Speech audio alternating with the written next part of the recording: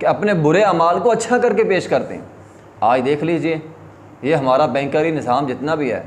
ये लोगों को जितना भी लोगों को कहते हैं हम जनाब बड़े रफ़ाई काम कर रहे हैं, हम जनाब लोगों की इस्लाह करते हैं, हम लोगों के फ़ायदे के लिए लोगों को जो है कर्ज़ देते हैं, फ़लाँ करते हैं फ़लाँ करते हैं। इनके अक्सर मामलात सूद पे मबनी होते हैं। जो सूद वाली शिकें वो लोगों को बतलाई नहीं जाती, और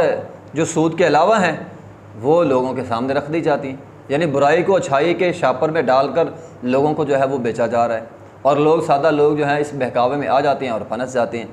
इसी तरह बहुत सारी कंपनियां आज तो निकल आई हैं लोगों के साथ बड़ा बड़ा तिजारत, हम जी आपके साथ तिजारत करेंगे, हम आपको अपना पार्टनर बनाएंगे, आप जो है वो हमारे साथ पैसा खर्च करें, ये हमारा फ़लाँ फ़लाँ काम है, हम ये काम करेंगे। वो 2-4 काम जो है वो गिनवा दिए और बहुत सारे काम पोशीदा रखे, और सादा लोग कहते हैं कोई बात नहीं, खैर ये 50,000 रुपया देना है,